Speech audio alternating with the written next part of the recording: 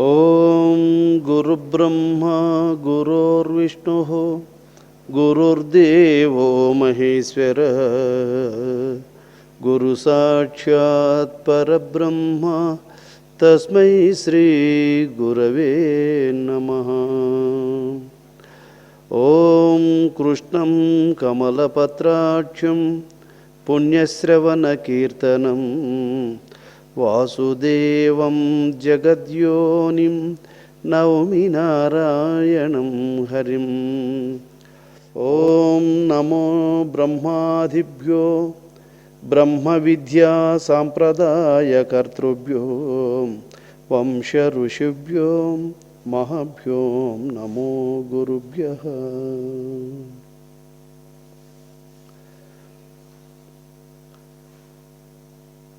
సర్వలోక పూజ్యుడైనటువంటి జగద్గురువగు శ్రీకృష్ణ భగవానుని పాదపద్మములకు శిరస్సాష్టాంగ నమస్సుమాంజలుడు.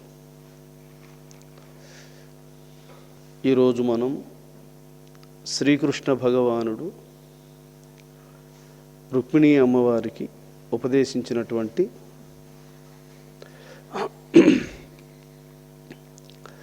తారక లక్షణాలను వినబోతున్నాం. తారకామృతంబు ద్రావు భక్తులకును వేరే ధర్మమొకటి కోరదగునే, కాంచలెల్ల నొసగు కల్పవృక్షంబుండ గచ్చపదను జేరు కరణిగాదే. తారకామృతము అంటాడు. నిరంతరము నువ్వు పీల్చుకుంటూ ఉన్నావే అదే అమృతం. ఎప్పుడు నిరంతరము పీల్చుకుంటూ ఉన్న దానిని పీల్చుకోలేకుండా ఎప్పుడు పోతావో అదే మృత్యువు. నిరంతరము పీల్చుకుంటా ఉండవే అది అమృతము, దాన్ని పీల్చుకోలేని నాడు అదే మృత్యువు. కాబట్టి ఈ అమృతాన్ని ఎప్పుడు మనస్సుకు తాపించాలి. తారకామృతంబు త్రావు భక్తునకు వేరే ధర్మమొకటి కోరదగునే. నిరంతరము ఈ అమృతాన్ని ఎవడైతే తాగుతూ ఉంటాడో వాడు ఇంతకంటే మించినటువంటి అనుష్ఠానము, ఇంతకంటే మించిన పూజ, ఇంతకంటే మించిన వ్రతము, ఇంతకంటే మించినటువంటి నియమము ఇంకొకటి లేదు. ఈ మంత్రాన్ని తెలుసుకున్న తరువాత కూడా మళ్ళీ ఇంకొక నియమాన్ని పాటించాడంటే వాడు కల్పవృక్షాన్ని ఇసిపెట్టి మొండ్ల చెట్టు కిందకు పోయినట్లే. రుక్మిణి కాంచలెల్ల నొసగు కల్పవృక్షం బుండ గచ్చపదను జేరు కరణిగాదే. గచ్చ చెట్టుకు అన్ని చెట్లకు ఒక మోడల్లో ఉంటాయి ముండ్లు. గచ్చ చెట్టుకు 2 మోడల్లో ఉంటాయి ముండ్లు. ఒక ముళ్ళు ఇట్ట చక్కగా ఉంటుంది, ఇంకొక ముళ్ళు ఇట్ట దోటిలాగా ఉంటుంది. ఏమి ఈ చక్కగా ఉండేది పొడుచుకుంటుంది, దోటిగా ఉండేది పట్టుకుంటుంది.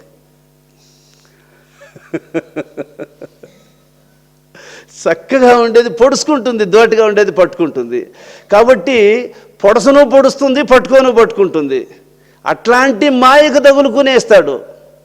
ఏమి ఈ తారకామృతాన్ని తాపకపోతే మనస్సుకు, ఎవడైతే తారకామృతాన్ని తాపించడో వాని మనస్సు గచ్చముండ్లకు తగులుకున్నట్టు తగులుకుంటుంది.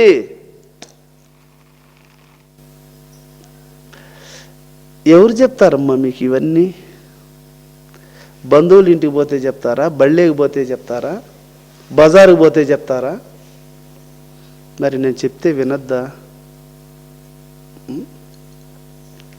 వినాలా? అది మనసులో పెట్టుకోవాలా? అలా నడుచుకోవద్దా? సారస గర్భుండాదిగా సారసముఖి సకల జీవ సంగంబులున తారకంబు చేత కల్గెను. తారకమే విశ్వమునకు ధారకమరయం.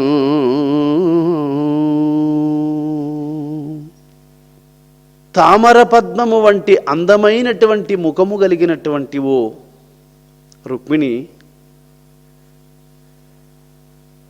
సకల జీవులకు ఆధారము తారకమే. ఈ తారకమే సమస్త ప్రపంచమునకు ప్రాణమయ్యింది. నాకు ప్రాణమేది తారకం, నీకు ప్రాణమేది తారకం, సర్వమానవాళికి ప్రాణమేది తారకం. అందువల్ల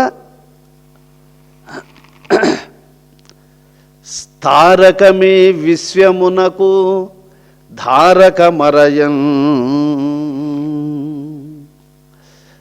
అందరూ తారకామృతాన్ని తాగే బతుకుతూ ఉన్నారు. ఊపిరి పీల్చుకోకుండా బతికినోడిని ఎవరినో చూపించండి, ఎవరన్నా ఉంటే చూపించండి. ఇట్లా ఊపిరి పీల్చుకోకుండా ఈడు బతికినాడబ్బా, 100 ఏళ్ళు బతికినాడని చెప్పి ఎవరినో చూపించు. ఊపిరి పీల్చుకోకుండా 1 గంట బతికేవాడు లేడు. అందువల్ల తారకమే విశ్వమునకు ధారకం ధారకమరయం. 3 నాళ్ళు పస్తుండే వానికి ఎండిపోయిన సంగటి దొరికితే కూడా అదే వానికి పరమ ప్రసాదంగా భావిస్తాడు, కానీ కోరికలు కోరడు. అట్లాగా ఏమి ఇంతకాలం భూమి మీద బతికాము, ఏం తెలుసుకున్నాం మనం? ఏమన్నా తెలుసుకున్నామా? మనకేమన్నా అర్థమైందా?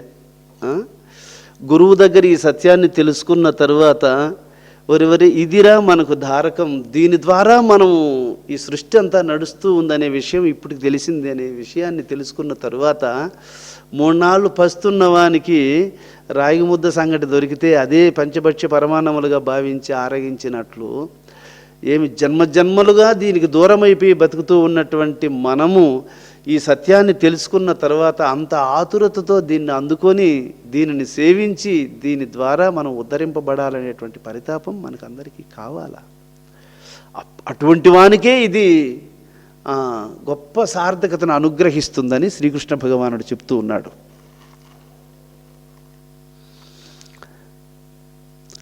తారకము చేత రోగముల్ పారిపోవు. రోగం అనేది కర్మ వల్ల వస్తుంది. కర్మ రోగ రూపాన్ని ధరిస్తుంది. కర్మ ఒక కోణంలో కాదు, అనేక కోణాలలో కర్మ మనిషిని మనసును వేధిస్తుంది. కర్మ అనేది మనస్సు మీదనే ప్రయోగింపబడుతుంది. కర్మ అనేటువంటిది ఎందుకంటే ఒక వ్యక్తి నిద్రపోతూ ఉంటాడు, వానికి ఎంత గొప్ప వ్యాధి ఉన్నా కానీ నిద్రలో వానికి ఆ రోగం తెలియదు. నిద్ర బాగా పట్టిందంటే రోగము లోపడిపోతుంది అని అర్థం. నిద్ర పట్టకపోతేనే రోగం పైబడుతుంది. నిద్ర బాగా పట్టిందంటే ఏ జబ్బైనా సరే లోపడిపోతుంది. అలాగా నిద్రలో ఏ రోగము వాడిని బాధించదు. నిద్రలో రోగం ఎందుకు బాధించదు అంటే, ఏ రోగమైనా మనస్సును ఏడిపించడానికి మనస్సుతో సంబంధం ఉంది, కానీ దానికి ఇంకొక దాంతో సంబంధం లేదు. ఎందువల్లంటే మనస్సుతోనే మనిషి పాపాలు చేస్తాడు. ఆ మనస్సుతోనే పాపములు చేస్తాడు కాబట్టి ఆ చేసిన పాపాలన్నీ మనస్సు మీదనే ప్రయోగింపబడతాయి. శరీరానికి ఒక వ్యాధి వచ్చేసింది అంటే మనస్సే కదా బాధపడుతుంది, ముక్కుతుంది, మూలుగుతుంది, ఏడుస్తుంది, దొల్లుతుంది. అందువల్ల శరీరానికి రోగములు వచ్చినా, ఏమి మానసికమైనటువంటి యొక్క సమస్యలు ఏర్పడినా దీనికి అంతటికీ కూడా కారణం కర్మయే. కాబట్టి ఈ కర్మలు తొలగిపోవాలి అంటే దానికి చెప్తున్నాడు, తారకము చేత రోగములు పారిపోవు. ఏ రోగమైనా సరే తారక మంత్రాన్ని చక్కగా ఉపాసిస్తే ఆ రోగం వదిలేయాల్సిందే, వెళ్ళిపోవాల్సిందే. తారకము చేత దారిద్రతతులు బాయు.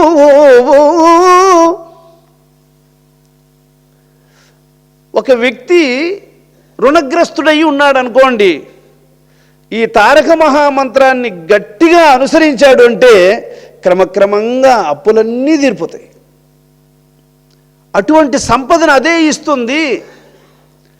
ఎవడైతే భగవంతునికి రుణపడిపోతాడో వాడు బయట వాళ్ళకు కూడా రుణపడిపోతాడు. లోపల ఉండే వానికి రుణపడతాడు కాబట్టి బయట కూడా వానికి రుణాలు పెరుగుతాయి. లోపల ఉండేటువంటి వాని రుణం తీర్చుకుంటే బయట రుణాలు మిగలవు.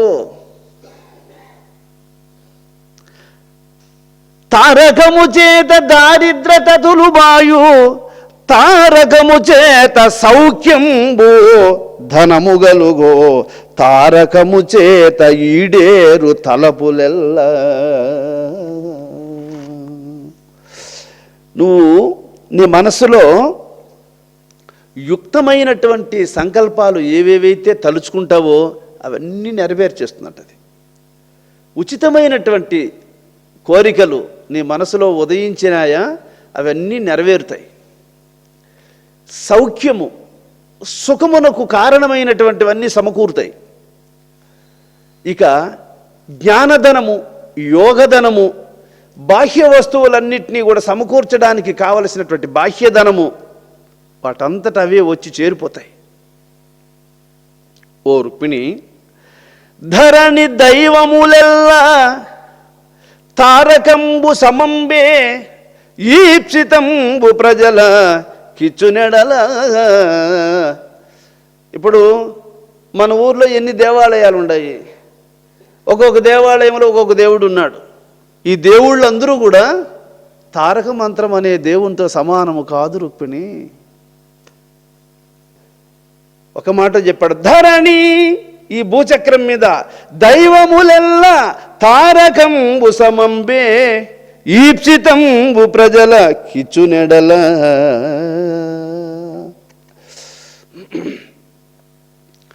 మేము గంగమ్మకు మొక్కున్నాము, మాకు సంతానం కలిగింది.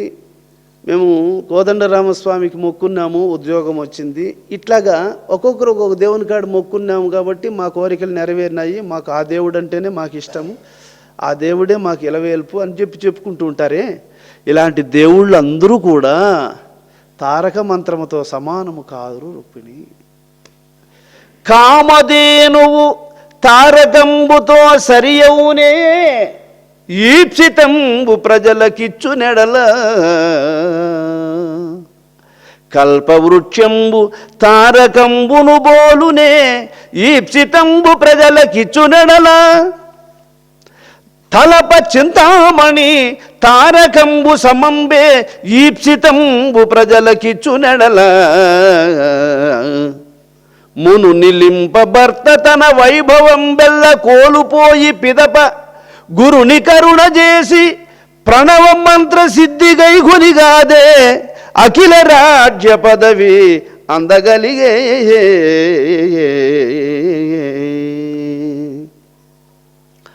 కామధేనువు కానీ, కల్పవృక్షము కానీ, చింతామణి కానీ, ఇవి ఏవి కానీ తారక మహామంత్రముతో సమానము కావు. ఈ తారక మహామంత్రమున కంటే మించినటువంటి దైవము లేదు. పూర్వము నిలింపుడు అనేటువంటి ఒక రాజు సకలైశ్వర్యాన్ని కోల్పోవడమే కాకుండా రాజ్యభ్రష్టుడై అరణ్యములో ఉండి ఆ అరణ్య ప్రదేశములో ఉన్నటువంటి గురువును ఆశ్రయించి మంత్రాన్ని ఉపాసించడం వల్ల తిరిగి మళ్ళా సకలైశ్వర్యాలను పొందాడు. కాబట్టి ఈ సత్యాన్ని చెట్టు కింద కూర్చొనైనా సరే దీన్ని ఉపాసన చేసినటువంటి వానికి సకల ఐశ్వర్యాలను అనుగ్రహిస్తాడు ఆయన. తారకమే శాంతినిచ్చును, తారకమే జనన వార్ది దాటించును, ఆ తారకమే మాయబాపును, తారకమే మోక్షమొసగి ధన్యుని జేయు.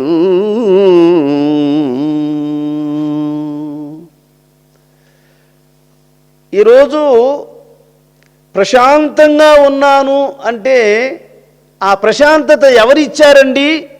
తారకమే శాంతినిచ్చును. ఆ తారకం ఇచ్చిన శాంతి అది.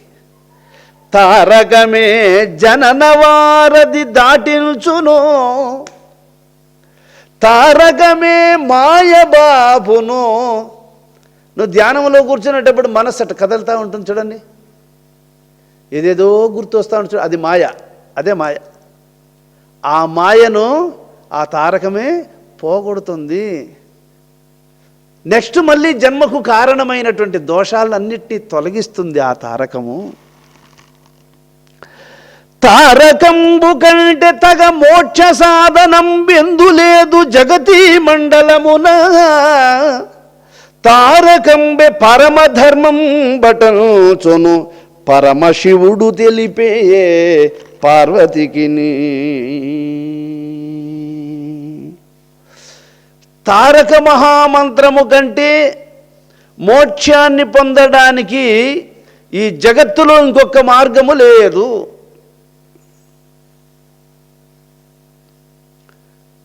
ఈ 14 లోకములలో ఆ తారక మహామంత్రము కంటే భగవంతుని తెలుసుకోవడానికి వేరే మార్గము లేదు. అంతటి సత్యము మనకు చెవిలో పడిందే. ఒకసారి మాధవదాసు గారి చరిత్ర వినండి. ఆయన ఆ మంత్రం కోసం ఎంత తపన పడినాడో మనకు అర్థమవుతుంది.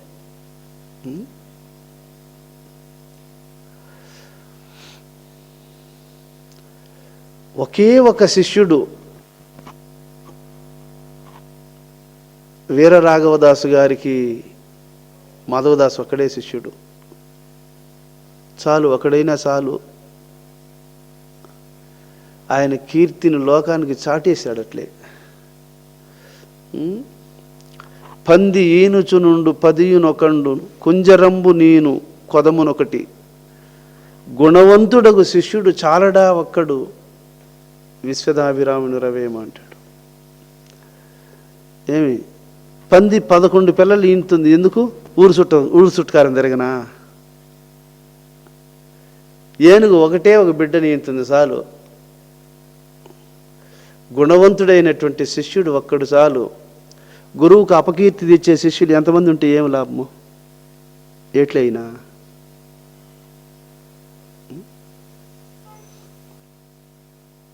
కాబట్టి తారకంబె పరమధర్మం బటంచొను పరమశివుడు తెలిపే పార్వతికి.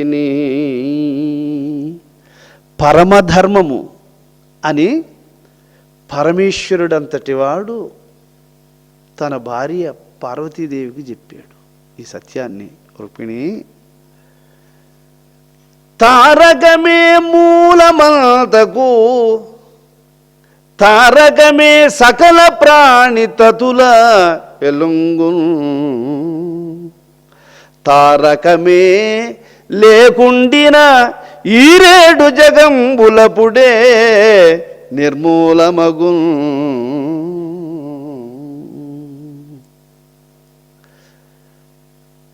తారకమే అంతటికీ మూలము. సర్వప్రాణులలో వెలుగుతూ ఉండేటువంటి అపోజ్యోతి ఆ తారకమే. తారకమే లేదు అని అనుకుంటే 14 లోకముల్లో ఇంక బతికేవాడు లేడు. ఇంకా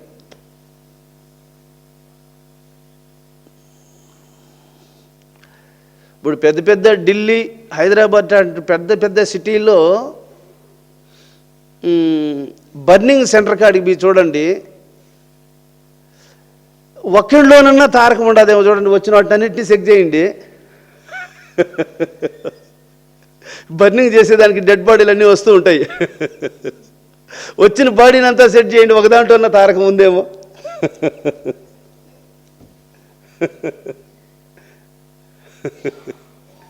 లేదు, అది చెప్తున్నాడు. తారకమే మూలమంతకు, తారకమే సకల ప్రాణి తతుల వెలుంగు, తారకమే లేకుండిన ఈరేడు జగంబులపుడే నిర్మూలములగు. అప్పుడే, ఎప్పుడో కాదు, అప్పుడే. ఆ తారకం అనేది లేదా అప్పుడే కింద పడిపోతుంది అంతే.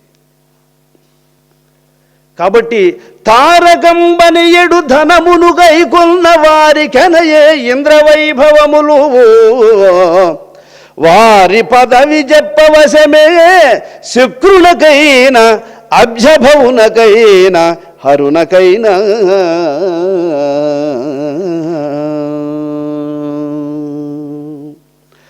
ఆ తారక మహామంత్రాన్ని ఉపాసించేటువంటి యొక్క మహాత్మునికి ఉన్నటువంటి ఆ వైభవాన్ని ఎంత అని వర్ణించాలంటే దేవేంద్రునికి సాధ్యం కాదు, విష్ణువుకు సాధ్యం కాదు, బ్రహ్మకు సాధ్యం కాదు, ఈశ్వరునికి సాధ్యం కాదు.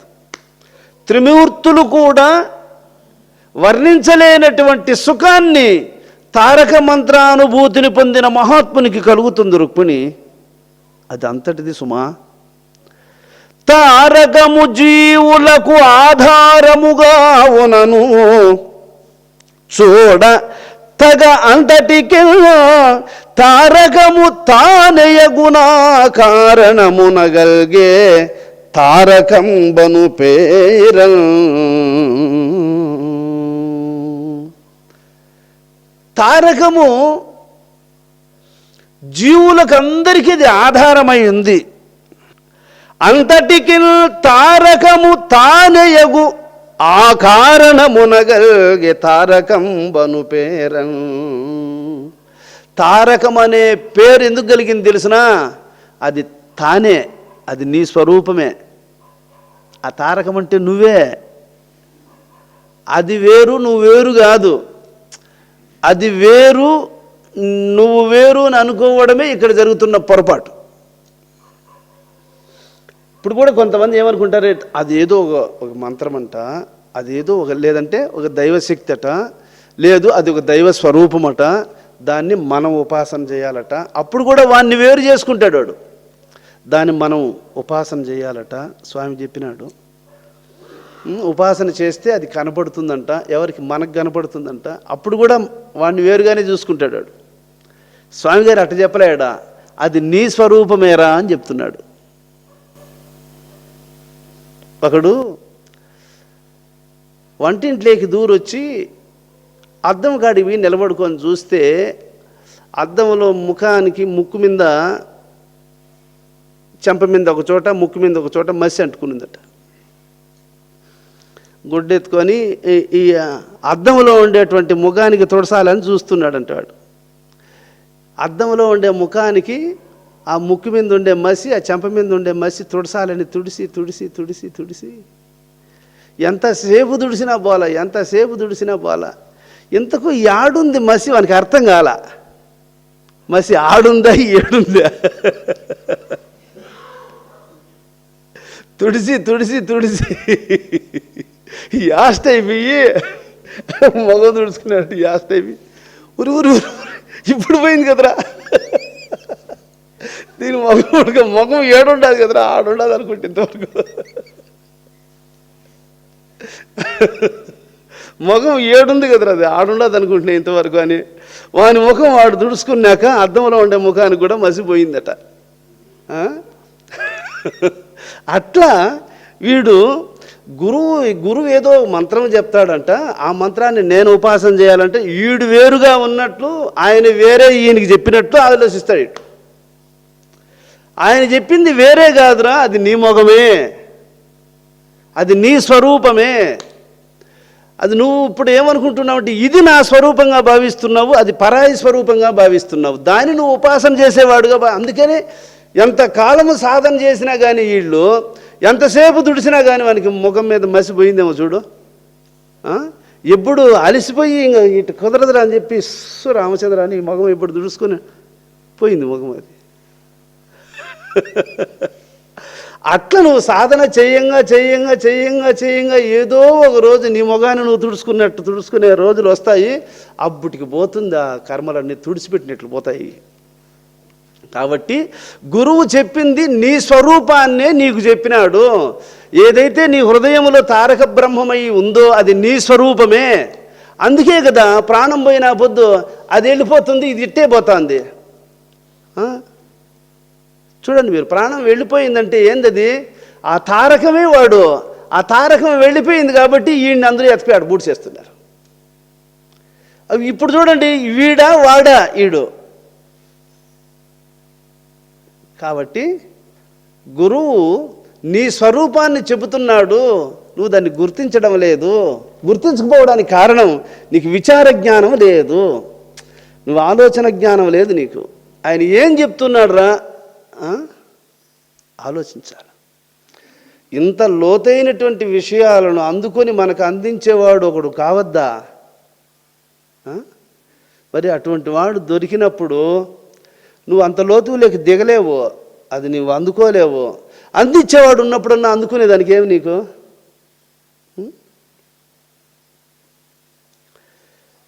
రుక్మిణి తారకంబనంగా దైవంబే భావింబ,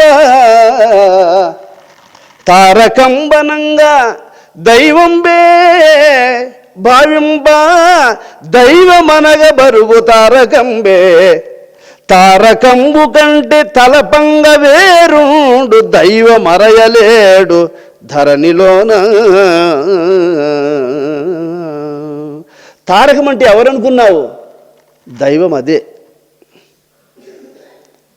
దానికంటే వేరే దేవుణ్ణి ఆనో దారాడు బుయ్య ఇంకొకడు ఉన్నాడేమో, లేడు. ప్రపంచంలో ఉండే దేవుళ్ళందరూ కూడా ఏమి ఈ దేవుడు పెట్టిన విగ్రహాలే, ఈ దేవుడు కట్టిన గుళ్ళే, ఈ దేవుడు కట్టిన గోపురాలే, ఈ దేవుడు పెట్టిన విగ్రహాలే, ఈ దేవుడు కట్టిన గుళ్ళే, ఈ దేవుడు కట్టినటువంటి కాంపౌండ్లే, ఈ దేవుడు చేసిన క్షేత్రాలు ఇవన్నీ ఏమి. కాబట్టి ఆయన చెరువులను కట్టింది ఆయనే, గుంటలను కట్టింది ఆయనే, బావులను దవ్వింది ఆయనే, గుళ్ళు కట్టింది ఆయనే, విగ్రహాలు పెట్టింది ఆయనే, అన్ని దేవుళ్ళను అన్ని క్షేత్రాలను ఆయనే చేస్తూ ఉన్నాడు. ఈయన దేవుడు అనే సంగతి తెలుసుకునే తెలివి లేక బతుకుతానే ఉంటారు అందరూ. ఇప్పుడు ఆడ గుడి కడుతున్నాము, ఆ గుడి కడతా ఉండేవాడే దేవుడు. దేవుడు ఇంకొచ్చేవాడు కాదు కదా దేవుడు. ఇప్పుడు ఆ కడతా ఉండేవాడు ఎవడురా? వాడిని తెలుసుకుంటే వాడి దేవుడు. అది చెప్తున్నాడు. తారకంబనంగ దైవంబే భావింప, దైవమనగ బరగు తారకంబే, తారకంబు కంటే తలపంగా వేరుండు దైవమరయలేడు ధరణిలోన.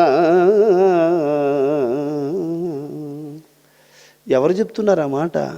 శ్రీకృష్ణ భగవానుడు చెప్తున్నాడు ఆ మాట. దానికి ఇంకా ఉపమానం చెప్తాడు చూడు. తలప అనేక పూసలొక దారమునందు నిలిచినట్లుగా, ఇలగల జీవకోటులకు నెల్లను దైవమే సూత్రధారి అయి, అలరు సమస్త భూతముల యందు చరించుచునుండు ఆతనిని తెలియుట దుస్తరంబు మరి దేవగణంబునకైనా. రుక్మిణి అనేక పూసలు ఒక దారమునకు కూర్చినప్పుడు ఆ అనేక పూసలను ఒక దారమే ఎట్లయితే పట్టుకొని ఉంటుందో, అనేక పూలను ఒక దారం ఎట్లయితే మాలలో చేరుకొని ఎట్లా పట్టుకొని ఉంటుందో, ఇలగల జీవకోటులకు నెల్ల దైవము సూత్రధారి అయ్యలరు. ఈ ప్రపంచంలో ఉండేటువంటి సర్వ ప్రాణికోటిని దారం పూలను పట్టుకొని ఉన్నట్లు, దారము పూసలను పట్టుకొని ఉన్నట్లు సర్వ ప్రాణికోటి యొక్క శరీరాలను తారకమే పట్టుకొని ఉంది.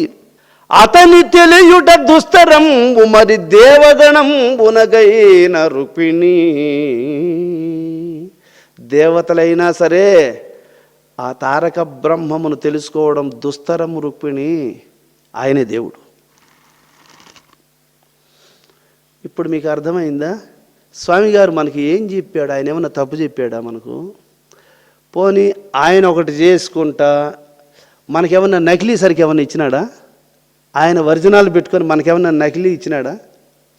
ప్రమాణం చేసి చెప్తున్నానే నేను నా తండ్రి నాకు ఏం చెప్పాడో మీకు నేను అదే చెప్పాను. నేను దేనికోసము అహోరాత్రములు నేను పోరాటం సాగించాను, దానినే మీకు కూడా చెప్పినాను. నేను పెంపు చేసుకున్నట్టు మీరు కూడా పెంపు చేసుకోవాలా? చేసుకోకపోతే తప్పి ఎవరిది? నిక్కముగా జగము చూడగా పెక్కండ్రె వలె దోచువు, నిక్కమెన్ని చూడ ఒక్కడగు నువ్వు, ఇంద్రజాలకుండు నిఖిలంబు తన మాయగాను జోపుతాను కాడెయొకడు. ప్రపంచం కల్లా ఇలా చూసినప్పుడు 1 2 3 4 5 6 7 8 ఇట్లా 100 మంది కనపడుతూ ఉంటారు మనకు. అందరిలో ఉండేది ఒకడే నది. నిక్కమెన్ని చూడ ఒకడగును, నిక్కముగా జగము చూడ పెక్కండ్రెవలెదోచు, నిక్కమెన్ని చూడ ఒకడగును. ప్రపంచాన్ని చూడు ఎంతమంది ఉండారు చూడేడా, నిఖరంగా చూడు ఎంతమంది ఉండారో, ఒకడే ఉన్నాడు. బాహ్య దృష్టితో చూసినప్పుడు పెక్కు మంది ఉన్నట్టు కనపడుతుంది. గురువు చెప్పినటువంటి దృష్టితో చూసినప్పుడు అందరిలో ఒకే సత్యం ఉన్నట్టు తెలియపడుతుంది. అందుకని అందరిలో ఉన్నాడు చూడు ఒక్కడే. శరీరాలకు ఎన్ని జాతులు ఉన్నాయి, అన్ని శరీరాలలో ఉండేవానికి ఎన్ని జాతులు ఉన్నాయి. శరీరాలు పొట్టిగా ఉండేటి కొన్ని, పొడువుగా ఉండేటి కొన్ని, లావుగా ఉండేటి కొన్ని, ఊసుగా ఉండేటి కొన్ని, ఎన్ని ఉంటాయి, రకరకాలుగా ఉంటాయి శరీరాలు. వాటిల్లో ఉండేటిదే అదేమన్నా పొట్టిగా ఉందా, గండుగా ఉందా, బొడ్డగా ఉందా, ఊసుగా ఉందా, దానికి ఆ భేదాలు లేవే, ఒక్కటిగానే ఉంది. అందువల్ల నిక్కమెన్ని చూడ ఒక్కడగును.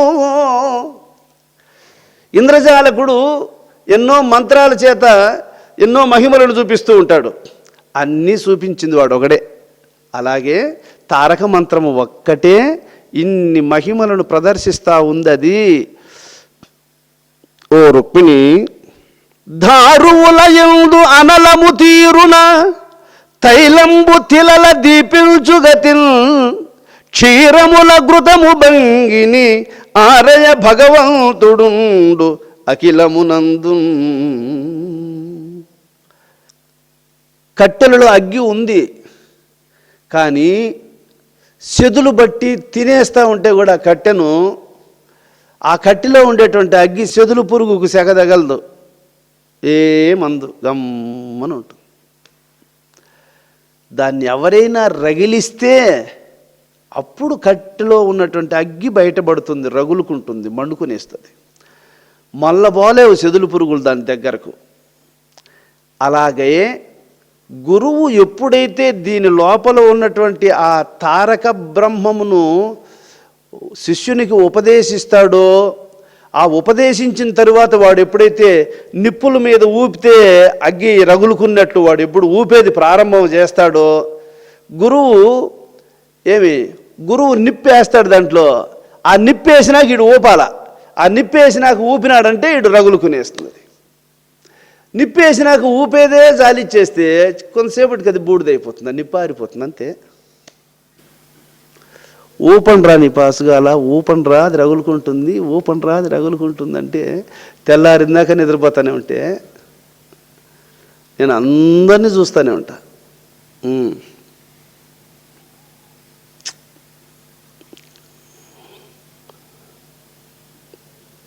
పూర్వకాలంలో వర్షం వస్తే ఎన్ని గిన్నెలు ఉంటే అన్ని గిన్నెలు పెడతా ఉంటారు అమ్మోళ్ళు. యాడ నీళ్లు గారితే ఆడంతా పెట్టేది దబేర్లన్నీ. యాడ తడసకుండా ఉంటుందో బిడ్డలు నెత్తి ఆ తడసకుండా ఉండే చోట్లో పండుకోబెట్టి రెయ్యంతా తల్లిదండ్రులు నిద్ర మేలుకొని ఆ బిడ్డల కిందకి నీళ్ళు రాకుండా గిన్నెలు నిండిపోతుంటాయి, ఎక్కడ బారబోసి మళ్ళీ ఆడ గిన్నెలు పెట్టుకుంటే ఇట్లా జీవించే రోజులు అవి. అట్లాంటి కాలంలోనే మనుషుల్లో నీతి, నిజాయితీ, ధర్మము, దైవచింతన ఉండేది. ఈరోజు అన్నీ లగ్జరీగా పక్కా బిల్డింగ్లు కట్టుకున్నారు, దాని మీద ఇంకొక బిల్డింగ్, దాని మీద ఇంకొక బిల్డింగ్, అంతస్తులు కూడా కట్టుకుంటున్నారు, అన్ని సౌకర్యాలు సమకూర్చుకుంటున్నారు, ధర్మానికి దూరం అయిపోతున్నారు. సౌకర్యాలకు దగ్గర అవుతున్నారు, ధర్మానికి దూరం అయిపోతున్నారు. ఆ రోజుల్లో ఏ సౌకర్యాలు లేకపోయినా కానీ వాళ్ళు అన్నదమ్ములంటేనేమి, తల్లిదండ్రులంటేనేమి, స్నేహితులంటేనేమి, బంధువులంటేనేమి, సాటివారికి ఎదురైతేనేటువంటి ఆపదలలో మనం శక్తి కొలది ఆదుకోవడం అయితేనేమి, ఇలాంటివన్నీ ఉండేవి ఆ రోజుల్లో. ఇప్పుడు ఈ వేదాలన్నీ కూడా ఎవరు చెప్పారు అంటే, ఏ కొండ గుహలోనో ఏ అరణ్యములోనో ఏ చెట్టు కిందకో పోయి 2 పండ్లు రాలితే ఆ పండ్లు కోసుకొని వచ్చి తిని ఆ వంకల్లో ఉండే నీళ్లు దాగి ఆ కొండ గుహల్లో కూర్చొని ఉన్నటువంటి మహాత్ములు చెప్పిన వేదాలు ఇవన్నీ. వాళ్ళు చెప్పినవే. వాళ్ళు 100 సంవత్సరాలు 1000 సంవత్సరాలు జీవించగలిగారు వాళ్ళు. ఇప్పటి వాళ్ళు అన్ని ఐశ్వర్యాలు ఉన్నటువంటి వాళ్ళు ఎవరో ఒక సుజ్ఞాన శాస్త్రం ఇంకొకటి రాయమను, ఇంకొక భాగవతం ఎవరినో రాయమను. ఇప్పుడు ఉన్నారు అటువంటి వాళ్ళు? లేరు. కాబట్టి భూలోక మాధవదాస్ గారు ఒక మాట అంటాడు, కూడవచ్చున ఇల సౌఖ్యంబులు కోతి వేషములు రామ, మూడలుబ్దులే కోరుచుందురు పృథివి సౌఖ్యమును గుణదామ. హరిడింగరుడను ఏటికి బంగారు ఆందోళికములు రాజా, కరివరదుని దాసునిగా రాజుల కదలేటికి గుణభోజ. ఆ కరిరాజరక్షకుడైనటువంటి ఆ భగవంతునికి దాసుడనైనటువంటి నాకెందుకయ్యా రాజులతో సవాసము, నాకెందుకయ్యా ఈ పల్లకిలు? భూలోక సౌఖ్యాలు మూర్ఖులు కోరుకుంటారు కానీ మహాత్ములు కోరుకోరు తండ్రి, నాకు వద్దు అని చెప్పుకున్నాడు మహాత్ముడు, మహానుభావుడైన. వాలాయంబా దైవము నాలీలన్నడుపకున్న నానా జీవుల్లో కీలూడిన బొమ్మల క్రియ కూలవే నిమిషంబులోన కువలయ నేత్రీ.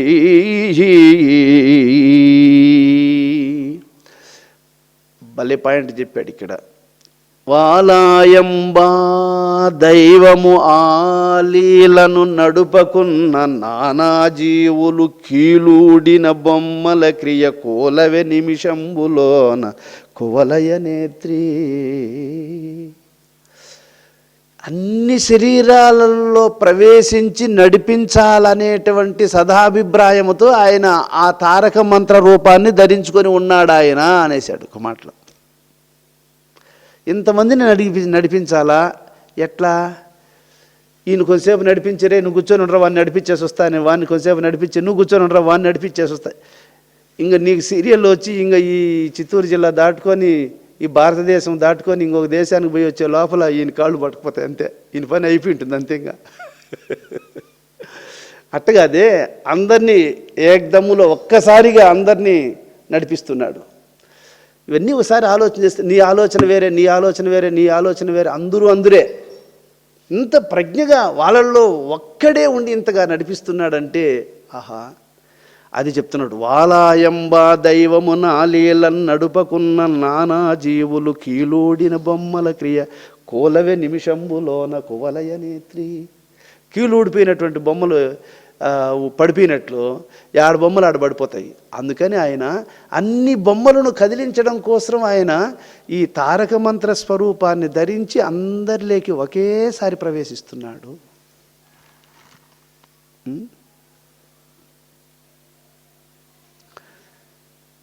బొమ్మలాడుచున్న పోల్కిగా కనిపించు నాటకుండు లేక ఆడగలవే, ఆడుమేని బొమ్మ అందరు నొగిగందు అరయలేరు బొమ్మలాట కాని. ఈ బొమ్మలన్నీ ఆడుతూ ఉన్నట్లు మనకు అనిపిస్తుంది కానీ నాటకుండు లేక అడగలవి. లోపల ఆడించేవాడు వాడు ఒకడు లేకపోతే వీళ్ళందరూ కోలాటం వేయగలుగుతారా, చెక్క భజనలు వేయగలుగుతారా, ఎగరగలుగుతారా? లోపల ఒకడు ఉండబట్టి వీళ్ళంతా ఎగురుతూ ఉండారు, దూకుతూ ఉండారు, పరిగెత్తుతూ ఉండారు. కోలాటం వేసేటప్పుడు చూడు ఎంతమంది ఏమి ఎగురుతూ ఉంటారు ఉల్లాసంగా. ఇంతమంది ఎగురుతూ ఉండారంటే ఆ లోపల ఒకడు జర్ర ఒకడు ఉండే దానివల్ల అందరినీ ఎగిరిస్తూ ఉన్నాడు వాడు. ఇప్పుడు మనం గేట్ కాడ కూర్చొని బస్సు వస్తూ ఉందిరా, ఆటో వస్తూ ఉందిరా అని అంటాం మనం. బస్సు ఆడన్నా వస్తుందా? లోపల నడిపేవాడు లేకపోతే, నడిపేవాడు ఒకడు తోలుకొని వస్తూ ఉంటే బస్సు వస్తూ ఉంది. అలాగా అటు పలానోడు వస్తూ ఉన్నాడు రా అని అంటే ఆ వస్తూ ఉన్నాడంటే వాడు ఊరికే వస్తూ ఉన్నాడు, ఆ లోపల వాడు ఉండేదానివల్ల అది వాడు వస్తూ ఉన్నాడు. అట్లా మనము ప్రతిదీ రివర్స్లో మాట్లాడుతూ ఉంటాం. ఏమి నికరం ఒకటైతే ఇంకొకటి మాట్లాడుతూ ఉంటాం మనం. అది స్వామి గారు చెప్తున్నాడు ఇక్కడ. బొమ్మలన్నీ ఆడుతూ ఉన్నట్లు, బొమ్మలన్నీ ఇప్పుడు కొన్ని బొమ్మలు వచ్చినాయి, కొన్ని బొమ్మలు వస్తూ ఉన్నాయి, మళ్ళీ ఇవన్నీ పోతాయి. మళ్ళీ ఈ బొమ్మల్ని పిలుచుకొని వచ్చేది, పిలుచుకుపోయేది, మళ్ళీ కూర్చొని ఎవరింటికి వాళ్ళను పంపించేది, ఇదంతా కూడా నాట కూడా ఒకటి లోపల లేకపోతే ఇవన్నీ ఆడతాయా చెప్పండి? ఇంత ప్రాసెస్ ఒక్కడే జరుపుతూ ఉన్నాడు ఆయన.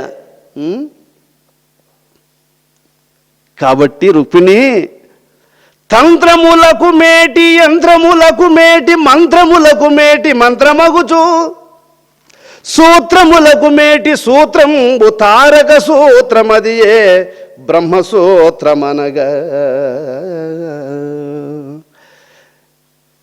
ఈ యంత్రముతో సమానమైన యంత్రము లేదు, ఈ తంత్రముతో సమానమైన తంత్రము లేదు, ఈ మంత్రముతో సమానమైన మంత్రము లేదు. అందువల్ల దీన్ని తంత్రములకు మేటి యంత్రములకు మేటి మంత్రములకు మేటి మంత్రమగుచు, మేటైన మంత్రం ఇది. సూత్రములకు మేటి సూత్రంబు తారక సూత్రమదియే బ్రహ్మసూత్రమనగా.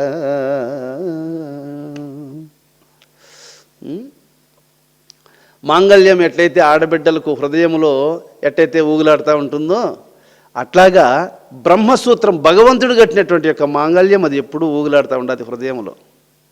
ఆ మాంగళ్యం ఒక్కటి ఉంటేనే, ఆ బ్రహ్మసూత్రం అనేది ఒకటి ఉంటేనే అన్ని విలువలు ఉంటాయి. అట్టి తారకంబు నందంగా శక్యమే ఎట్టివారికైనా పట్టుబడదు. అటువంటిది తారకం ఇది. అట్టి తారకంబు నందంగా శక్యమే ఎట్టివారికైనా పట్టుబడదు. పట్టుబడిన ఏని భగవంతుడు అతడే అనగవచ్చు. ఎవడైనా కానీ, వాడు చిన్నోడు కానీ వాడు ఎట్టవడన్నా కానీ వానికి పట్టుబడిందంటే వాడే దేవుడు రుక్మిణి. ఇది ఎట్టివారికైనా పట్టుబడదు. పట్టుబడిన ఏని భగవంతుడు అతడే అనగవచ్చు. ఎవడైనా కానీ ఇక్కడ చూడండి, ఎట్టివారికైనా అట్టి తారకము నందంగా శక్యమే. దాన్ని అందుకోవడము అంత సులభం కాదు. ఎంతటోనికైనా అది పట్టుబడదు. పట్టుబడిందా దైవం అతడే. మతవర్గంబుల చేతను వ్రత జప తప శౌచ దాన వరశీలముల క్రతుతీర్థ కర్మ దుష్కృత గతులను కనరాదు తారకం బరయగన్. ఇది మతాలకేమైనా అందుతుందా? వ్రతాలకేమైనా అందుతుందా? క్రతువులు చేస్తే అందుతుందా? తీర్థయాత్రలు చేస్తే అందుతుందా? అందదు. ఇది పొందుగ సద్గురు సూచనను దిన సంధింతయుగా లేక గణపడు సర్వ పరిపూర్ణంబై. ఇది ఒక్క గురువు అనుగ్రహముతో తప్ప ఇంకా దేనితోనూ ఇది అందేది కాదు రుక్మిణి అని ఈ తారక మహామంత్రం యొక్క ప్రభావాన్ని చెబుతూ ఉన్నాడు స్వామిగారు. ఇక పూజకు టైం అవుతుంది, నేను పూజ చేసుకుందాం. ఇప్పుడు చెప్పినటువంటి ఈ తారక మంత్రము యొక్క మహిమను ప్రతి ఒక్కరూ మహిమాన్వితమైనటువంటి సత్యముగా గుర్తించి ఆ సత్యమునందు శ్రద్ధ కలిగి అది తన స్వరూపంగా భావించి దాని యందు మనసును నియమించి ఆ శ్రీకృష్ణదేవుని యొక్క కృపకు పాత్రులమయ్యదముగాక. జానకీ రమణ గోవింద, జయ ప్రహ్లాద వరద గోవింద, జయ ఆంజనేయ వరద గోవింద. శ్రీ శ్రీ సద్గురు స్వామి పాదారవిందములకు, శ్రీ శ్రీ సద్గురు స్వామి పాదారవిందములకు నమో.